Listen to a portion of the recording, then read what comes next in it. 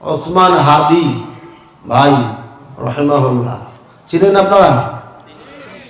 উনি আজকে মারা গেছেন। আল্লাহ তাআলা তাকে জান্নাত দান করুন, আমিন। ভুল ত্রুটি ক্ষমা করুন, তার প্রতি দয়া করুন, আল্লাহ তাকে জান্নাত দান করুন। সাথে সাথে আর একটা উইকেট পড়ে গেছে, মেয়ে মানুষ, লাশ পাওয়া গেছে, কিন্তু কারা লাশ ফেললো এটা পাওয়া যায়নি। কথা বলছেন তো? এর মানে কি বুঝলেন?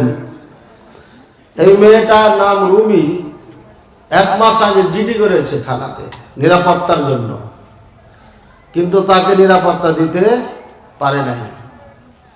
এর মানে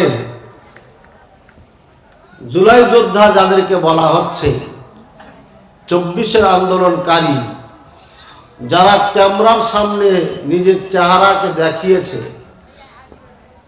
এরা যে কোনো মুহূর্তেই লাশ হয়ে যাবে।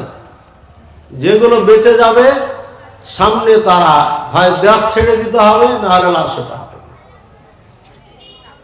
কেন জানেন? আমি এই বিষয়ে ওয়াজ করব না। আবার আমাদের দেশে আওয়ামী লীগ, বিএনপি, জামাত, তাল গাছ, বট গাছ, নারকেল গাছ, বেগুন গাছ, আম গাছ, জাম গাছ, মেলা আছে। যেদিকে বলবেন কেউ না কেউ রাখবে। কিন্তু আমি অতি শ্রদ্ধার সাথে বলছি, যারা নেতৃত্ব স্থানে আছেন, এই মাদ্রাসার মাহফিল মানে এখানে নেতারা আছেন, অবশ্যই আছেন, আপনারা হস্তক্ষেপ করবেন না। আমরা অন্য ধরনের কোনো দলীয় বক্তা না, আমরা কোরআন সুন্নাহর আলোচক, কোরআন সুন্নাহ আলোচনা করে যাই। এটা মরিচ কার গায়ে পড়বে, কার গায়ে পড়বে না, এটা আমি জানি না। সবার গায়ে পড়বে, যার যেমন ঘাত তেমন জ্বলবে। বুঝছেন না? বোঝেন নাই? নাকি আপনারা সবাই ঘায়ে আক্রান্ত, মরিচ সহ্য করতে পারবেন না? আমরা নরম গরম সব পাই। বুঝছেন? মায়াবলী জাহাঙ্গীর ভাই, বহুত দিন আগে আমি এসেছিলাম এই হারাগাছে ছাত্র বয়সে, আমার আব্বা জানের সাথে, আর আরেকজন টিচার ছিলেন, তার সাথে গল্প করব না, ওনার সাথে পরিচয় হয়, মাসলা মাসাইল নিয়ে আলোচনা হয়। তো হারাগাছ পৌঁছার পরে, এটা তো হবে কমপক্ষে 2005-06 সালের দিকের ঘটনা। তো আমি মোবাইলে নাম লিখলাম জাহাঙ্গীর, দেখি যে আছে নাম্বার। আল্লাহ আকবার, এতদিনের নাম্বার আছে, এর মানে এটা সিমে সেভ হয়ে আছে। তো ফোন দিলাম, তো বলছে আসেন চা খেয়ে যান। এই চা খেয়ে আসলাম।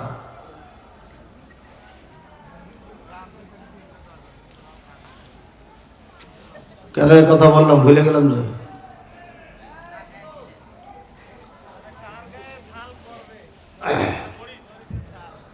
আচ্ছা ওনার নাম কেন নিলাম এটা ভুলে গেছি আমি, আসলে মনে নাই। তো যা হোক, মনে নাই যেহেতু আর বলবো না। তো যা হোক, আমরা কিন্তু কোনো দলীয় আলেম না, সত্য কথা বলি। যখন আওয়ামী লীগ সরকার ছিল, হাসিনাকে বলেছি কড়াভাবে, ভাস্কর্য নিয়ে কথা বলেছি। চেয়ারম্যান সাহেবের ছেলে থানায়, আর চেয়ারম্যান সাহেব আমার এখানে বসা, পুরো মাহফিল উনি টেকাল দিয়েছিলেন, অথচ উনি আওয়ামী লীগের চেয়ারম্যান ছিলেন। এজন্য আমাদের মাহফিলের সমস্যা হবে না ইনশাআল্লাহ। এভাবে আমরা কথা বলি না, টেনশনের কিছু নেই। তবে জুলাই যোদ্ধা যারা এই দেশকে নিউ বাংলাদেশ বানাইতে চেয়েছিলেন, ভাই তোমরা পারবে না। কারণ কি জানো? কারণ হচ্ছে এদেশের মানুষ হচ্ছে মূর্খ, এদের জ্ঞান নেই, এরা ভালো মন্দ বুঝে না, এরা ন্যায় অন্যায় বুঝে না। আর একটা কারণ আছে, এদের সম্পর্ক ইরাকের সাথে। কাদের সাথে? ইরাকের অবস্থা জানেন? সাদ রাদিয়াল্লাহু তাআলা আনহু, কে বলেন তো? সাদ সাহাবায়ে কেরামদের জান্নাতের সুসংবাদ প্রাপ্ত 10 জনের একজন। সাদ রাদিয়াল্লাহু তাআলা আনহু কুফার মসজিদে সালাত পড়াচ্ছেন। মুসল্লিরা অভিযোগ লিখে পাঠিয়েছে ওমর রাদিয়াল্লাহু তাআলা আনহুর কাছে, আপনার ইমাম সালাত পড়াইতে জানে না। আশ্চর্য কথা, জান্নাতের সার্টিফিকেটধারী ইমাম, রাসূলুল্লাহ সাল্লাল্লাহু আলাইহি ওয়াসাল্লামের সরাসরি ছাত্র, উনি নামাজ পড়াইতে জানেন না। এটা অভিযোগ, জাতা অভিযোগ নাকি? কঠিন অভিযোগ। ওমর রাদিয়াল্লাহু তাআলা সাদ রাদিয়াল্লাহু তাআলা ডেকে পাঠালেন, ওনাকে পাঠাই দেওয়া হল আর ইমাম নিযুক্ত করা হল। সাদ, ঘটনা কি? ইস্তাকা আলাইহি আহলুল কুফা, কুফাবাসী আপনার উপরে অভিযোগ করেছেন, আনতা লা তুসলিহু সালাহ, আপনি ভালো করে সালাত পড়াইতে পারেন না।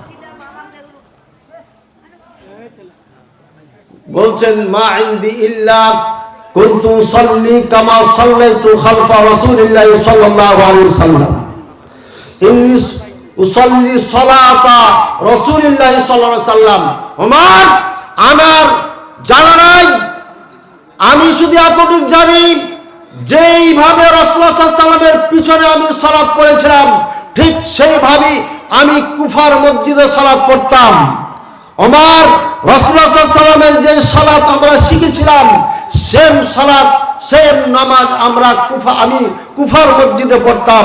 অর্থাৎ রাসূলুল্লাহ সাল্লাল্লাহু আলাইহি ওয়াসাল্লাম যেভাবে লম্বা রুকু করতেন সেইভাবে লম্বা রুকু করতাম, যেভাবে লম্বা সিজদা দিতেন সেইভাবে লম্বা সিজদা দিতাম, যেভাবে লম্বা কিরাত করতেন সেইভাবে লম্বা কিরাত করতাম। যেভাবে রাসূলুল্লাহ সাল্লাল্লাহু আলাইহি ওয়াসাল্লাম সালাত পড়িয়েছেন, ঠিক সেইভাবে আমি সালাত পড়িয়েছি। এই সালাত তাদের পছন্দ নয়, কেননা তারা এত সুন্দর নামাজ পড়তে চায় না। আর এই কুফাবাসীরা আলী রাদিয়াল্লাহু তাআলা আনহু বলছিলেন, মুআবিয়া যুদ্ধের জন্য প্রস্তুত, সুতরাং তোমাদের মতামত বলো। তখন সবাই ওখান থেকে একজন চিল্লায়, ওখান থেকে একজন চিল্লায়, ওখান থেকে একজন চিল্লায়, হইচই লাগিয়ে দিল। তখন উনি বললেন, আনতুম কওমুন ফাওদা আও আহলুল ফাওদা, তোমরা হচ্ছে উশৃঙ্খল জাতি, তোমাদেরকে দিয়ে কিছু হবে না। রাগ করে উনি মসজিদ থেকে বের হয়ে চলে গেলেন। এদিকে মুআবিয়া রাদিয়াল্লাহু তাআলা আনহু শাম, এই সিরিয়ার মানুষকে বলছে, হে আহলা শাম, হে শামবাসীরা, কুননা নাগজু ইলা আলী রাদিয়াল্লাহু তাআলা আনহু ইলা কুফা আও ইলা বাগদাদ আও ইলা ইরাক, আমরা ইরাকে হামলা করব, তোমরা কি প্রস্তুত আছো? তখন একজন দাঁড়িয়ে বলছেন যে আপনার রায় আমাদের রায়, আপনি যদি বলেন সাগরে ঝাঁপ দিতে হবে, আমরা সাগরে ঝাঁপ দেব। আর সবাই চুপচাপ। কি বুঝলেন আপনি? মুআবিয়া প্রস্তুত করার জন্য বলছেন, পরীক্ষার জন্য। একজন দাঁড়িয়ে বলছেন আমরা প্রস্তুত, আপনি যা বলবেন তাই করবো আমরা। আর কুফাতে হইচই লাগিয়ে দিয়েছে। শেষমেশ আলী রাদিয়াল্লাহু তাআলা থাকতেই পারেনি। মানে এরা হচ্ছে ডিস্টার্ব পার্টি, এদের আকল কম, এদের বুদ্ধি কম, এরা হচ্ছে শয়তান মার্কা লোক। এই জন্য বাগদাদে আজ থেকে 12 বার যুদ্ধ হয়েছে, একবার মুসলমান সফল হয় নাই। এই জন্য যে ওখানে মুনাফিকদের বাস, ওখানে গাদ্দারদের বসবাস। জুলাই যোদ্ধা, তোমরা ভালো করে শুনে নাও, তোমরা গাদ্দার জাতির নেতৃত্ব দিতে গেছিলা, চাইছিলে এদেশের মানুষকে সুখ শান্তি দিবা, চাইছিলে এদেশের মানুষকে পাসপোর্ট অফিসে যেন ঘুষ দিতে না হয়, চেয়েছিল তোমরা এদেশের মানুষকে যেন আপনার ভিসা যাওয়ার পরে রোদ্রে দাঁড়িয়ে ভিসা না নিতে হয়, চাইছিল তোমরা চাকরি নিতে যেয়ে যেন বৈষম্য আপনার সম্মুখীন না হয়, ঘুষ দিয়ে চাকরি নিতে না হয়, সার্ভিস রেজিস্ট্রার অফিসে যে খাজনা খারিজ করার সময় যেন ঘুষ না দিতে হয়, মেয়ের বিবাহ দিতে যে ডিমান্ড দিতে না হয়, পথে ঘাটে চলতে মোড়ে মোড়ে যেন চাঁদা না দিতে হয়। তোমরা চাইছিল সোনার বাংলাদেশ তৈরি করবা, কিন্তু এই জাতি বুঝে না, এটা মূর্খ জাতি। তোমাদের বাঁচার দুটো উপায়, একটা দেশ ছেড়ে পালিয়ে যাওয়া, এটা সব থেকে ভালো হবে। বুঝেছেন কথা? আমার কথা অনেকে মেনে নিতে পারবেন না, কিন্তু এটাই ঘটবে। আর না হয় মোকাবেলা করতে হবে, মোকাবেলা করে তোমরা সফল হবে না। এই জন্যই যে 17 বছরের চামচা দালাল ভারতের সব জায়গায় বসে আছে, এই জন্য তোমরা পারবে না। এদের সংখ্যা কম না, পুরা রংপুর ডিস্ট্রিক্টে যা আছে মানুষ তার থেকেও বেশি আছে। এরা হচ্ছে ভারতের দালাল, এরা ভারতের চামচা, এরা ভারতের পূজা না করলে পারে মনে করবে নেতৃত্ব আমাদের টিকবে না।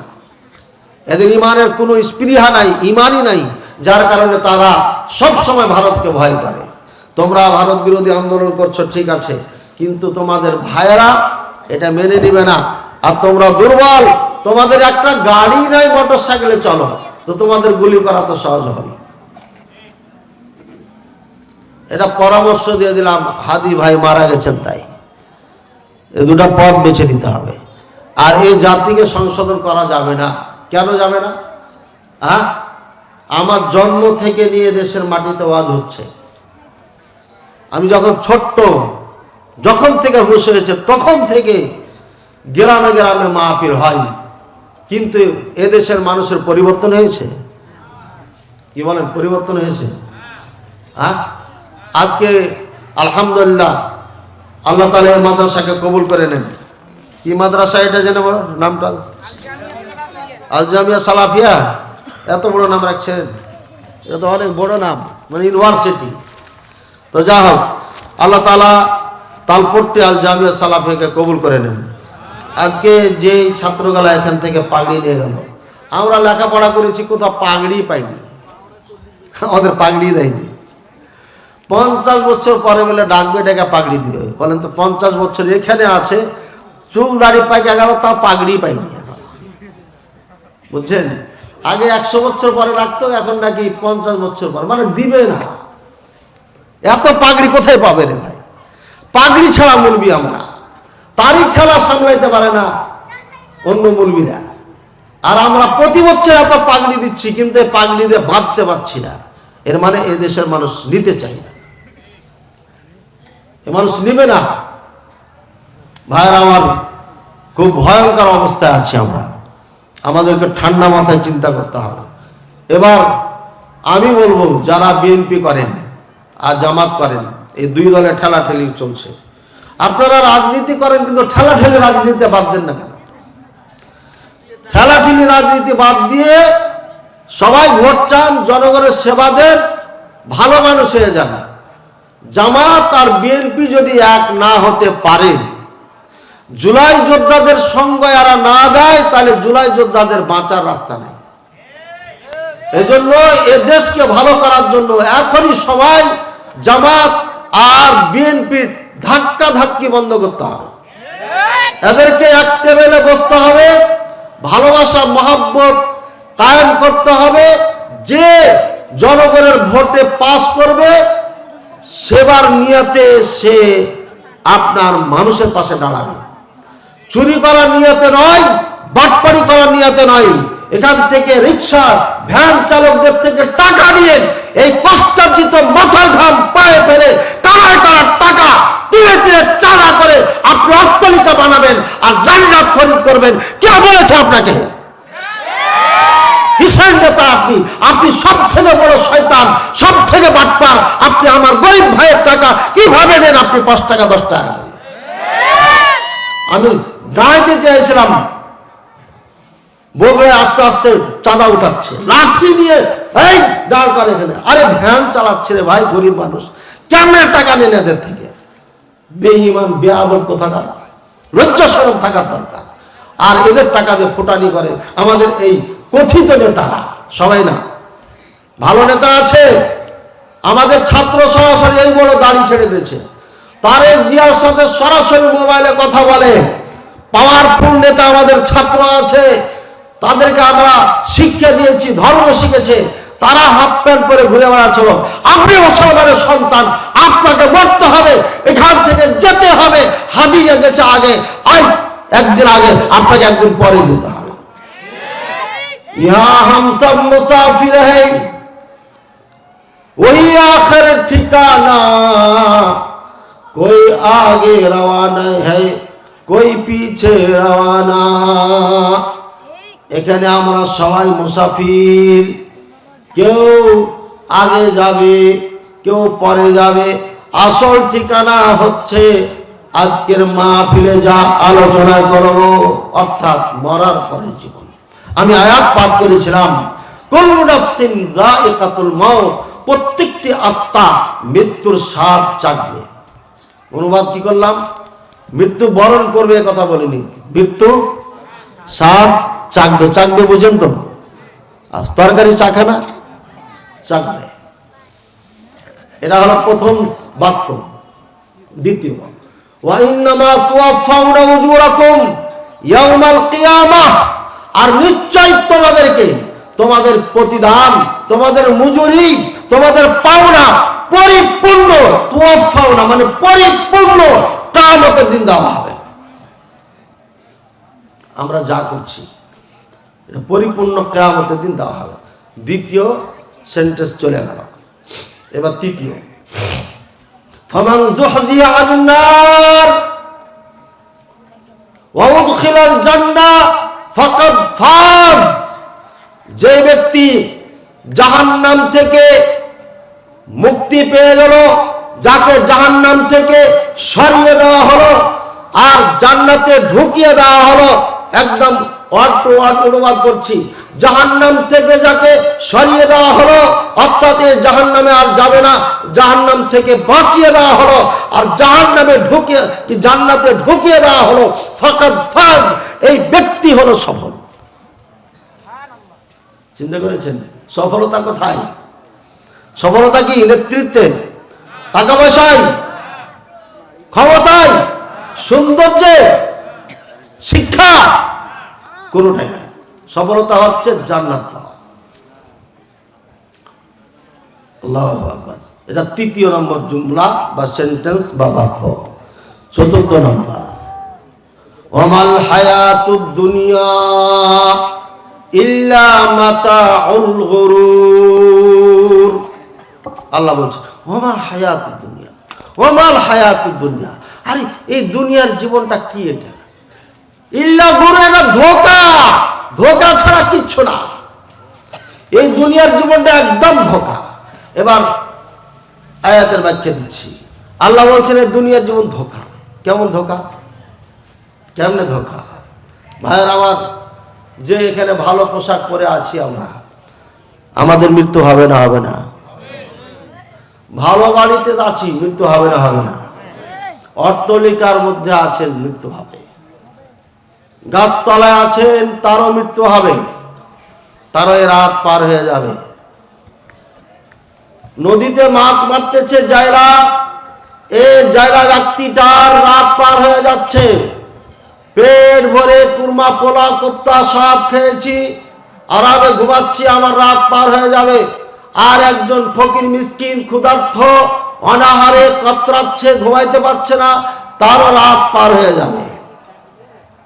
একজন সুন্দর বিছানায়, সুন্দর তোষক ল্যাপ পেড়ে, সুন্দর কম্বল দিয়ে ঘুমাচ্ছে আরামের বিছানায়, তারও রাত পার হয়ে যাচ্ছে, দিন পার হয়ে যাচ্ছে, বছর পার হয়ে যাচ্ছে। আর একজন ফুটপাতে পড়ে পলিথিন গায়ে দিয়ে সারা রাত থরথর করে কাঁপছে, তারও রাত দিন পার হয়ে যাচ্ছে। হচ্ছে না? হচ্ছে না? এগুলো কোনোটাই সফলতা নাই। সফলতা হচ্ছে যদি আপনি জান্নাত পেয়ে যান। সুতরাং এই দুনিয়া যাহা কিছু দেখছি এগুলো ধোঁকা, এগুলো অস্থায়ী, আজ আছে কাল থাকবে না। এই জন্য এই দুনিয়ার পিছে যারা ছোটে, আল্লাহ রাসূল সাল্লাল্লাহু আলাইহি ওয়াসাল্লাম এদেরকে বোকা বলেছে। রাসূলুল্লাহ সাল্লাল্লাহু আলাইহি ওয়াসাল্লাম কানাত কিমাতুদ দুনিয়া কাআজহাতি বাউদা আও কামা ক্বালা আলাইহিস সালাতু ওয়াস সালাম, এই দুনিয়ার মূল্য যদি আল্লাহ তাআলার নিকটে পাখি নাকি মাছির পর বরাবর হতো। মাছি চিনেন আপনারা? মাছি একটা পর, এই পর যদি মাছির থেকে খুলে নেওয়া হয় আর এই পর নিয়ে যদি বাজারে কেউ ঘুরে বেড়ায়, ভাই মাছির পর বিক্রি হবে, মাছির পর বিক্রি হবে, কেউ কি ক্রয় করবেন? এর মানে আর দাম নেই। আচ্ছা ক্রয় করবেন না, ফ্রি কেউ দিলে নেবেন, মানে এর দাম নাই। আচ্ছা নিবেন না, আর কোনো কাম আছে, উপকার আছে একে দিয়া? কিচ্ছু নেই। এত সামান্য একদম দামহীন মূল্যহীন জিনিসের সাথে এই দুনিয়ার উদাহরণ দিয়েছেন আল্লাহ তাআলা, তুলনা করেছেন। দুনিয়ার দাম নাই, যেমন মাছির পরের দাম নাই। এটা রাসূলুল্লাহ সাল্লাল্লাহু আলাইহি ওয়াসাল্লাম বলছেন। বিসমিল্লাহ। আলহামদুলিল্লাহ। অর্থাৎ এই দুনিয়ার দাম আল্লাহর কাছে মাছির পর বরাবর যদি হতো, তাহলে পর আল্লাহ তাআলা কাফেরদেরকে এক ফোঁটা পানি দিতেন না, বলেন সুবহানাল্লাহ। এই দুনিয়ার কোনো দাম নাই। দ্বিতীয় সেন্টেন্স, এটা লম্বা করা যাবে না, রাত হয়ে গেছে, আমি খুব শর্টে বলছি। দ্বিতীয় হচ্ছে, ভাইয়ের আমার, যে ব্যক্তি জান্নাত পাবে সেই সফল, জাহান্নাম থেকে মুক্তি পেয়ে যাবে আর জান্নাত প্রবেশ করবে, মানে জান্নাত লাভ করবে, সেই ব্যক্তি সফল। বাকি দুনিয়ার যা কিছু দেখছেন কোনো কিছুই দাম নেই।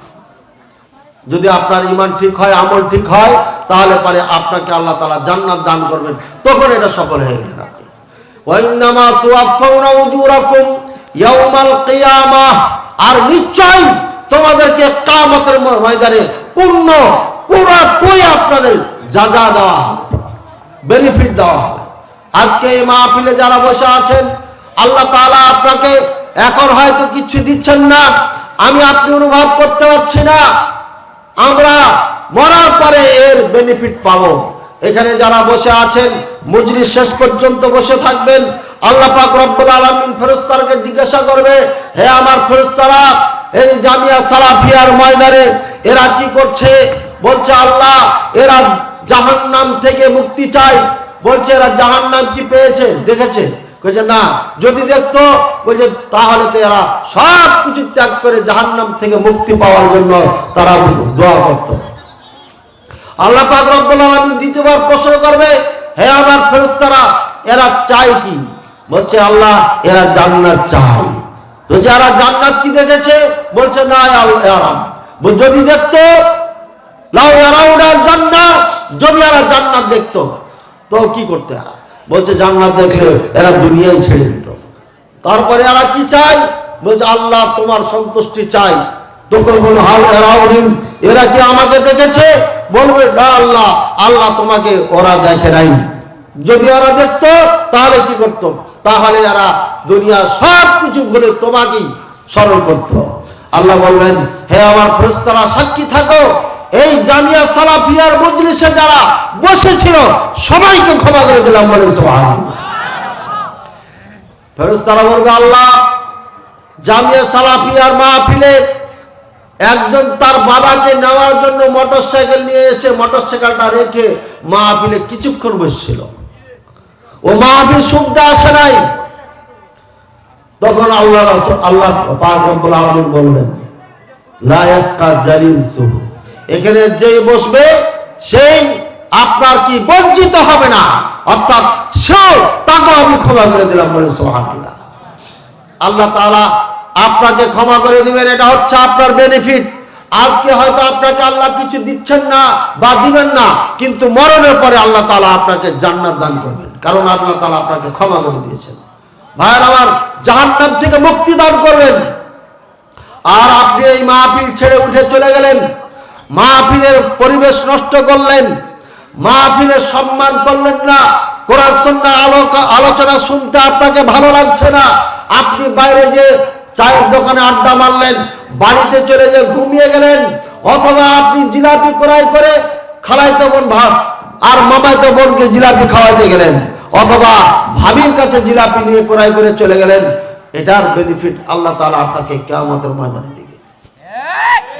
এই জন্য এই মজলিস মারাত্মক মজলিস, বের হওয়ার কোনো সুযোগ নাই।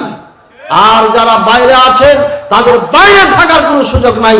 বাইরে থাকার মানে হচ্ছে আপনি কোরআন সুন্নাহকে ভালোবাসেন না, ভাই এখান থেকে উঠে চলে যাওয়ার অর্থ হচ্ছে আপনি আল্লাহ পাক রব্বুল আলামিনের কালামকে, কোরআনকে ভালোবাসেন না, যার কারণে আল্লাহ তাআলার এই কালাম আপনাকে ভালো লাগছে না, এই জন্য আপনি উঠে যাচ্ছেন, ঠিক কিনা?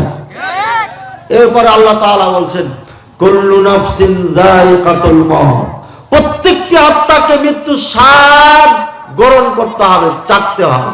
যেটা বলেছিলাম, স্বাদ গ্রহণ করতে হবে। স্বাদ গ্রহণ করা এর অর্থ কি? যাক বলা হয় মা ইয়াহসুলু বিহি হাক্কুল ইয়াকিন, যার দ্বারাই একদম প্রকৃত সত্যটা আপনার বাস্তবায়ন হয়।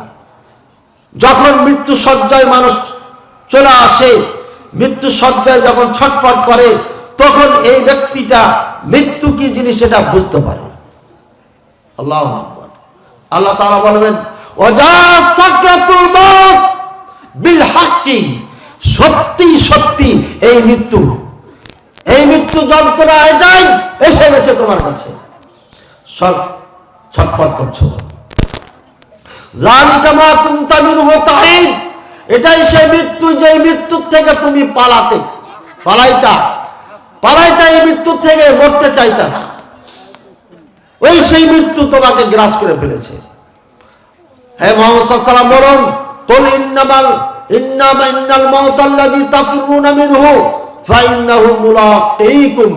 হে মুহাম্মদ সাল্লাল্লাহু আলাইহি ওয়াসাল্লাম আপনি বলুন, নিশ্চয় যে মৃত্যুর থেকে তোমরা পলায়ন করতেছো ওই মৃত্যু তোমাদেরকে গ্রাস করবি, এই মৃত্যুর থেকে পালাবার কোনো রাস্তা নাই। কুল ফাদরাউ মিনকুমুল মাউতা, হে মুহাম্মদ সাল্লাল্লাহু আলাইহি ওয়াসাল্লাম এদেরকে বলুন তোমরা তোমাদের থেকে মৃত্যুকে সরিয়ে দেখো, মৃত্যু থেকে তোমরা বাঁচতে পারো কিনা, পারবে না। ইন কুনতুম সাদিকিন, যদি তোমরা সত্যবাদী হও তাহলে তোমরা মৃত্যুর থেকে তোমাকে নিজকে রক্ষা করে দেখো। ভাইরা আমার, কেউ রক্ষা করতে পারবে না। মৃত্যু আমার একটা জিনিস যেটা সবাইকে গ্রাস করবে। আল্লাহ রাসূল সাল্লাল্লাহু আলাইহি ওয়াসাল্লাম বলেন, ইন্নাল আবদাল মুমিন ইযা কানা ইনকাতা মিনাদ দুনিয়া, যখন একজন মুমিন বান্দা তার দুনিয়া থেকে বিদায় নেওয়ার সময় হয়ে যায়, তখন ওয়া ইকবাল মিনাল আখিরা, আর যখন আখিরাতের জীবনকে সে আলিঙ্গন করতে যায়, যখন এটা হয়ে যায় তখন ইয়াতি তানজিল আলাইহি মালায়েকা, অগণিত ফেরেশতা আল্লাহর পক্ষ থেকে আসে। কথা কি বুঝতে পারছেন আমার? যখন মৃত্যু সময় হয়ে যায় একজন মুমিন বান্দা, অগণিত ফেরেশতা আসে। কান্না উজুহুহুম শামস, তাদের চেহারাগুলো সূর্যের মতো ঝকমক ঝকমক ঝকমক করে। এরপরে ওয়াফি আইদিহিম কাফানুম মিন আকফানিল জান্নাহ, প্রত্যেকের হাতে জান্নাতের কাফন থাকবে একটা, বলেন সুবহানাল্লাহ। জান্নাতের একটা কাফন থাকবে। ওয়া উদুম মিন উদিল জান্নাহ, আর জান্নাতের একটা করে আতর থাকবে, খুশবু থাকবে, সেন্ট থাকবে হাতে থাকবে একটা কাফনের কাপড় জান্নাতি, আর জান্নাতি আতর থাকবে। বসে থাকবে ইলা মাদ্দিল বাসার, যতদূর দৃষ্টি যাবে ততদূর পর্যন্ত দেখবে খালি ফেরেশতা আর ফেরেশতা। এই জন্য যখন নেক মানুষ মারা যায় তখন তাকায় থাকে ভাবে, কিন্তু বিচলিত না, তাকায় থাকে। অনেকে হাসে, অনেকে আবার কথাও বলে, অনেকে আবার কি বলে, কথাও বলে। আপনি বুঝেন না, শুনতে পান না, কিন্তু সালাম কালাম হচ্ছে তার সাথে।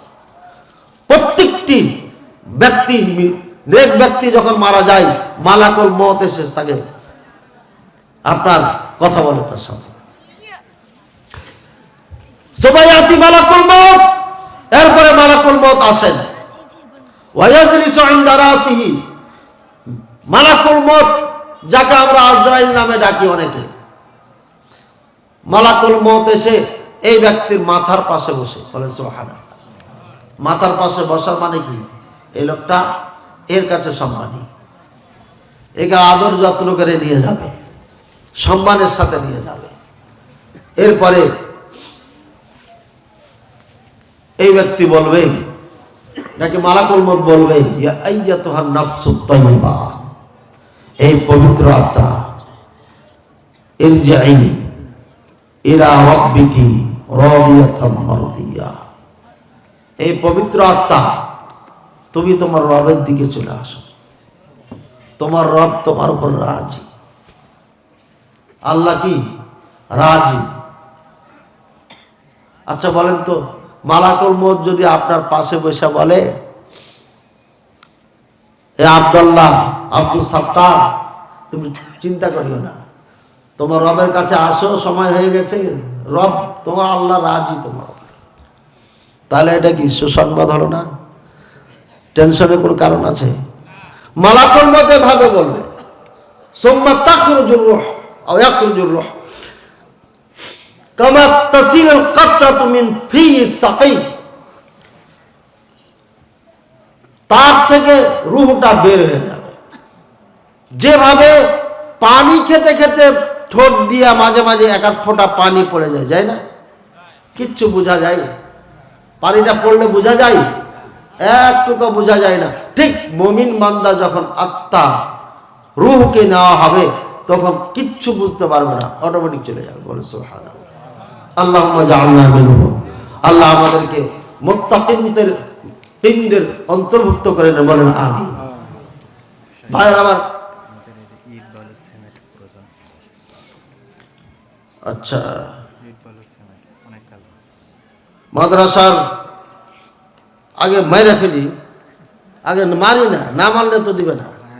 এখন তো জীবিত আছে, মনে করছে আমার মরবো না, তোরও তাজা হয়ে আছে না। কেবল তো মালাকুল মউত আসছে, পাশে বসে আছে, এখনো তো বের হয়নি, এখনো রূহ বের হয় নাই।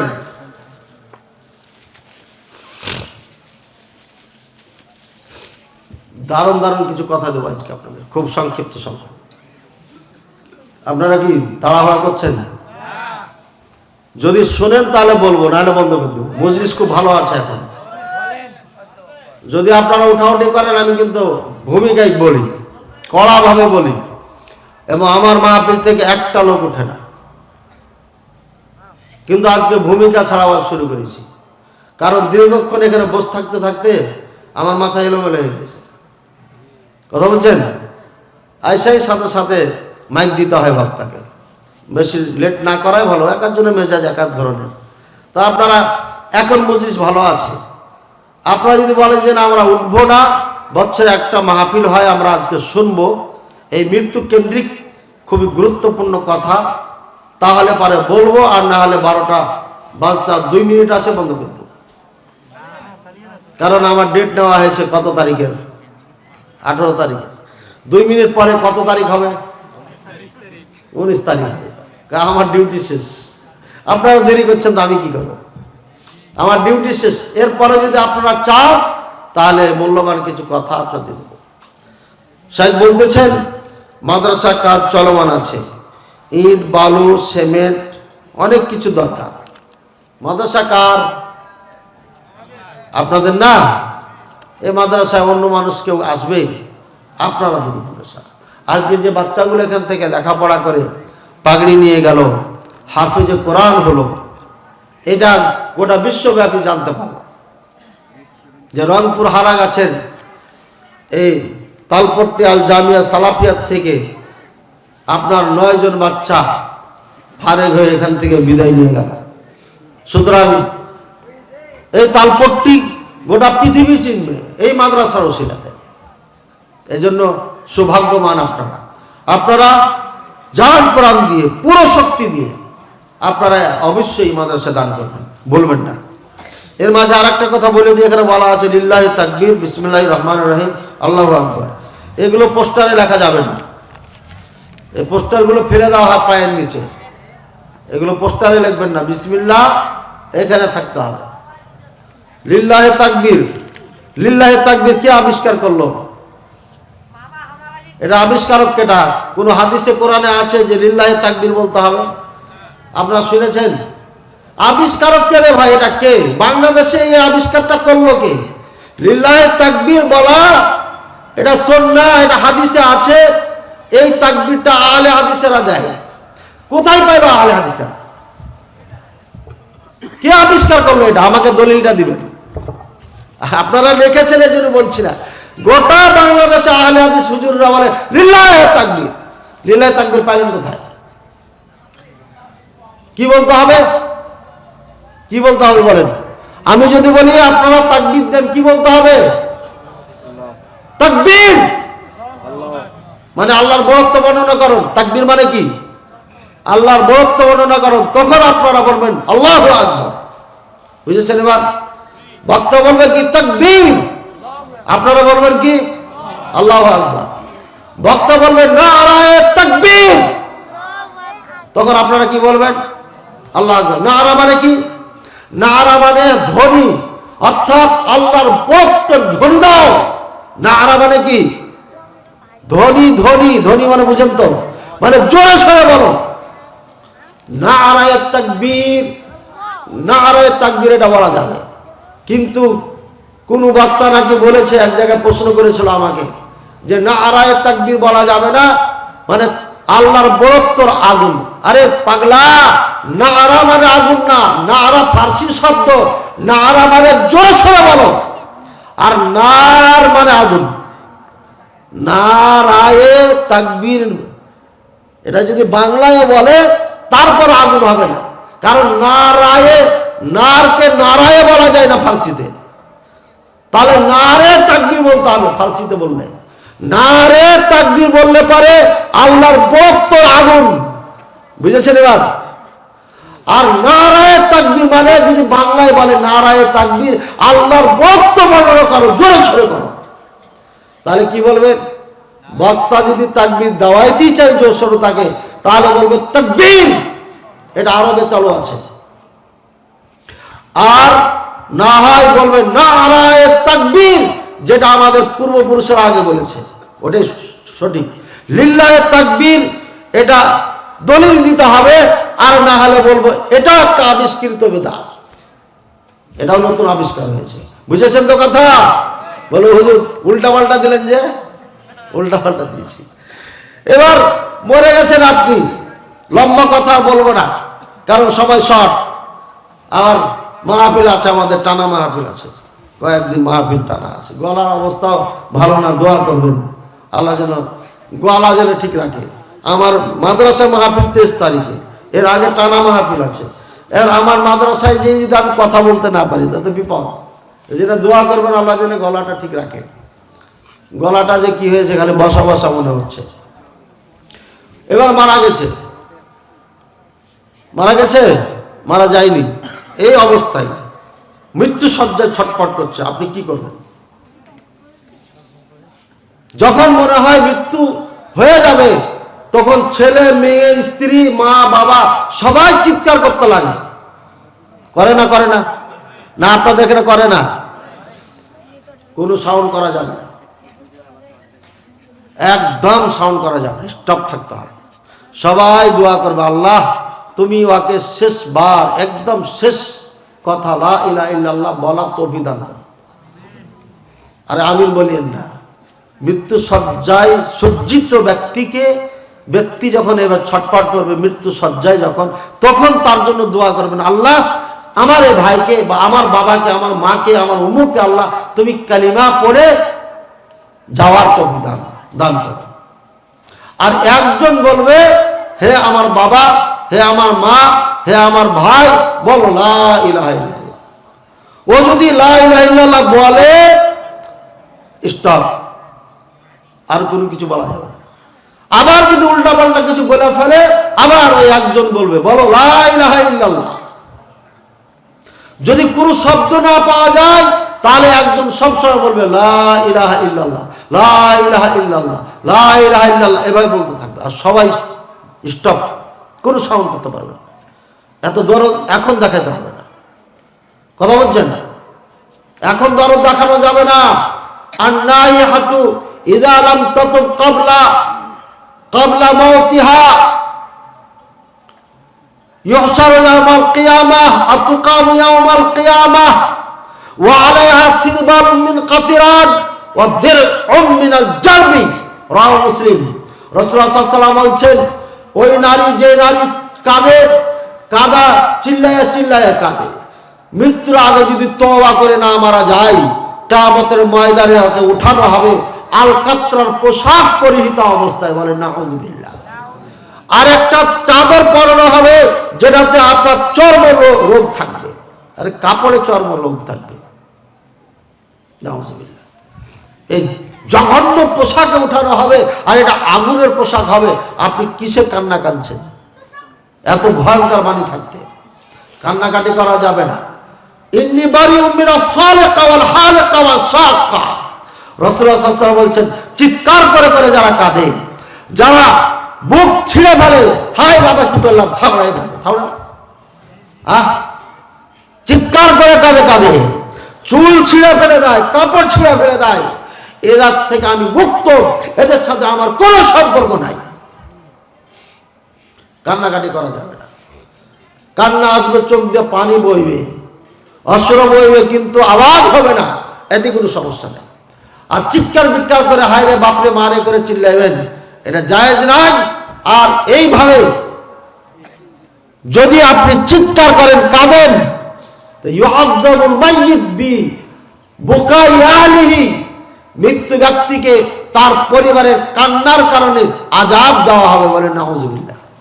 ওয়াত তাফসীর ইনদাল উলামা লা উরিদু আন উফাসসির। ফাহমতুম?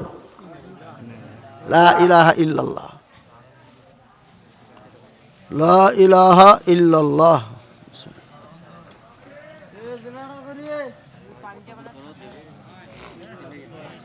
কেউ উঠিয়ে না,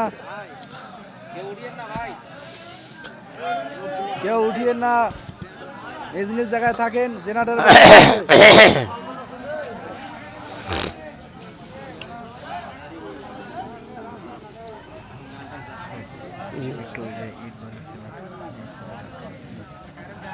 বলছি আদায় কি দিবে আগে ওখানে এমনিতে কিন্তু টাকা দিচ্ছে, এমনিতে খাওয়া দাওয়া দিয়ে উঠাই দিতে হবে। আসিফ বলছি নাম ধরে মশলাগুলো বলে দিই 10 মিনিট বলে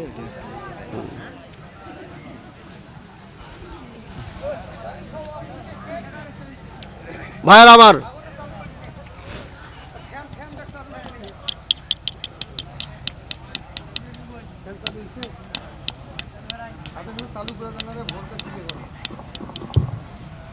যেহেতু কারেন্ট পালিয়ে যাচ্ছে, আমরা পালিয়ে যাব, দেরি করা যাবে না। খুব শর্টে বলি, এবার বেচারা মারা গেছে, স্ত্রী আছে, এই স্ত্রী কি হবে এখন বলেন? এর ভরণ পোষণের দায়িত্ব কে নেবে? আচ্ছা, এখানে আরেকটা মশলা এসে গেল। আপনার মেয়ের বিবাহ দিয়েছেন না, মেয়ের বিবাহ দিয়েছেন, বিবাহিতা মেয়ে আপনার বাড়িতে কয়দিন থাকতে পারবে? জোরে বলেন। 3 দিন। আর বেশি থাকলে, যদি 5 দিন 10 দিন থাকে, জেনে শুনে বলছেন না আন্দাজি বলছেন?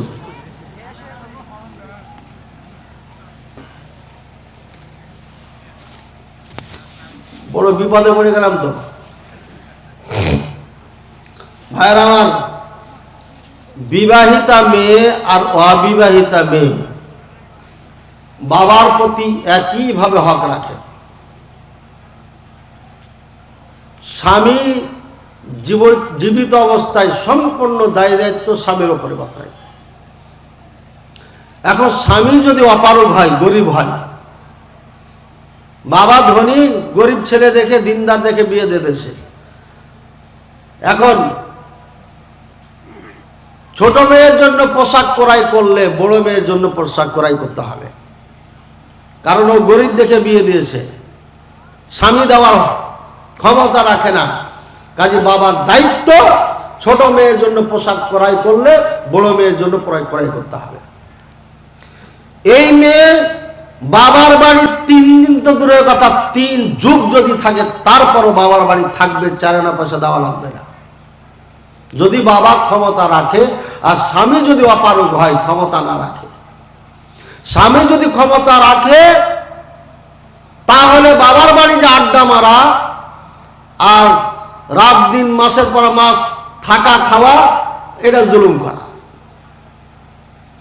আমার মেয়ে থাকে সিলেটে,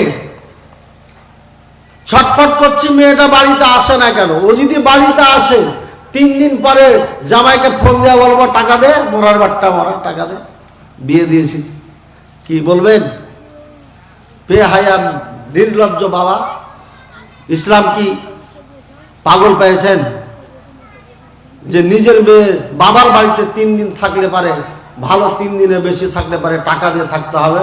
ইসলাম কি বাবার বাপদাদা সম্পত্তি যা ইচ্ছা তাই বলে দেবেন আপনি? কে ফতোয়া দিয়েছে? কোত্থেকে শিখেছেন আপনারা? বলেন, বলেন না কেন? আরে শিখলেন কোথায়, পাইলেন কোথায়? আপনারা যে বললেন 3 দিনে বেশি থাকলে টাকা দিয়ে থাকতে হবে। আমি তো জামাই প্রশ্ন করিনি, মেয়ের প্রশ্ন করেছি, বিবাহিতা মেয়ে। আচ্ছা, জামাই যদি 3 দিনে বেশি থাকে টাকা দিয়ে থাকতে হবে, কে বলেছে? আপনি যদি আমার বাড়িতে 10 দিন থাকেন আর আমি রাজি থাকি, 10 মাস থাকেন, আমি যদি রাজি থাকি, খুশি মনে খাওয়াই, তাহলে টাকা দিতে হবে কেন? কে বলেছে কথা?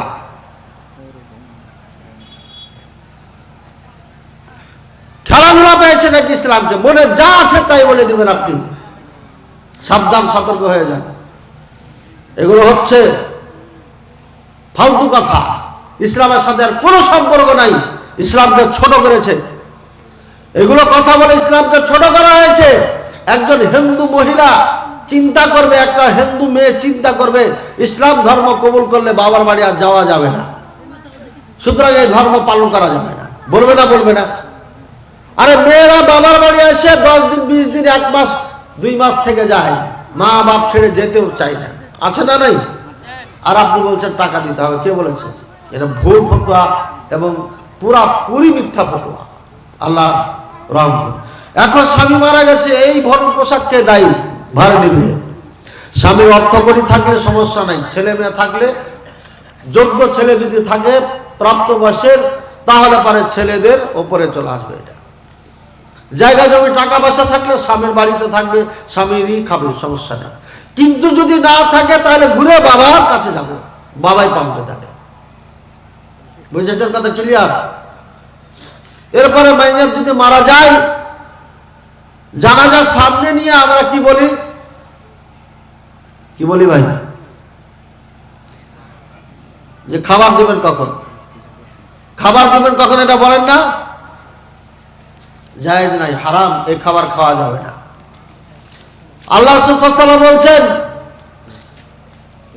আলে জাফর রাদিয়াল্লাহু মারা গেছে, শহীদ হয়ে গেছে। বলছেন সাগালা আহলা আবু জাফর, জাফরের পরিবারকে ব্যস্ত করে দিয়েছে, মানে জাফরের মৃত্যু তাদেরকে ব্যস্ত করে ফেলেছে, সুতরাং তাদেরকে খাবার দাও। এই মুহূর্তে এই অবস্থায় তারা খানা পাক করে খাওয়ার তাদের মন মানসিকতা নাই, সুতরাং তাদেরকে খাবার দাও। সুতরাং কোন ব্যক্তি মারা গেলে প্রতিবেশীদের হক, তাকে খাবার দেবে, তার দুঃখ সুখে দাঁড়াবে, কি লাগবে সব প্রয়োজন তারা মিটাবে। এটা দায়িত্ব 3 দিন পর্যন্ত। আর স্ত্রীর জন্য 4 মাস 10 দিন। কত? 4 মাস 10 দিন। এখন এই স্ত্রী নাকফুল, সোনা দানা, অলংকার যা আছে খুলবে কি খুলবে না? হ্যাঁ, খুলবে না। আপনারা কি বলেন? এই ফতোয়া পাইলেন কোথায়? আরে মরা মানুষকে নিয়ে এত ফতোয়া কেন ভাই? উল্টাপাল্টা ফতোয়া। জামিয়া সালাফিয়া নাম দিয়েছেন, আর যদি এই উল্টাপাল্টা ফতোয়া জনগণ পালন করে তাহলে কেমন হয়ে গেল না? হ্যাঁ, স্বামী মারা যাওয়ার সাথে সাথে নাকফুল সহ যা কিছু অলংকার আছে খুলে ফেলবে। এরই নাম ইদ্দা, এরই নাম কি? শোক পালন করা। নাকফুল থেকে যা কিছু আছে তখনই খুলে ফেলবে সবকিছু। দামি পোশাকে বিয়ে বাড়ি গেছে, স্বামীর খবর পেয়েছে মারা গেছে, দ্রুত বাড়িতে এসে পোশাক চেঞ্জ করবে, এই দামি পোশাকে থাকতে পারবে না। বুঝেছেন এবার কথা? স্বাভাবিক পোশাক বাড়িতে যেগুলো ব্যবহার করে, এই পোশাকে 4 মাস 10 দিন থাকবে, আর এই বাড়িতেই থাকবে, স্বামীর বাড়িতেই থাকবে, বাইরে যেতে পারবে না। শুধুমাত্র অপারগ যদি হয়ে যায় চিকিৎসার জন্য, অথবা বাজার করে দেওয়ার কেউ নাই, বাজারে যেতে হবে। এক কথায় যেখানে একদম ঠেকে যাবে ওই সময় তার বের হওয়ার অনুমতি আছে, এছাড়া বের হওয়ার অনুমতি নাই। বুঝেছেন কথা? তাহলে নাকফুল খুলতে হবে না? হবে না? খুলতে হবে। এটাই শরিয়ত, এটাই ধর্ম, এটাই ইসলাম। উল্টাপাল্টা ফতোয়া দিয়ে দেশটাই ভরে ফেলেছেন আপনারা। এখন ঝালাই করতে হবে, ঝালাই না করলে হবে না। এটা ঝালাই চলছে। কোন মৌলবীর বাচ্চা যদি বলে যে না, নাকফুল খোলা লাগবে না, মুখলেস বিন আসাদ মাদারির নাম বলবেন, বলবেন তারপরে যদি ঘাট টাড়ানো করে ফোন লাগাই দিবেন, না লাগাই বেঁধে রাখবেন, আমি নিজের খরচ দিয়ে এখানে এসে আমার সাথে বসবো। বেটা লেখাপড়ায় পড়া নাই, ফতোয়াবাজি করো, স্টেজে লাফালাফি করো বেশি, আর সামনাসামনি হলে বিড়ালের মতো মেহামাও করো, নির্লজ্জ বেহায়ার মতো উল্টাপাল্টা ফতোয়া দিয়ে দেশের মধ্যে গণ্ডগোল সৃষ্টি করে ফেলেছে। যার কারণে আজকে আলেম ওলামারা ঘরে ঢুকে আছে, আর রাখাল পাখালেরা বড় বড় বক্তা সেজে দেশ চুষে বেড়াচ্ছে। এই জন্য বলেছিলাম প্রথমেই, এটা মূর্খর দেশ, এখানে ভালো জিনিস খাবে না মানুষ, মূর্খদেরই খাবে। রাগ করলেন আমার কথা নাকি?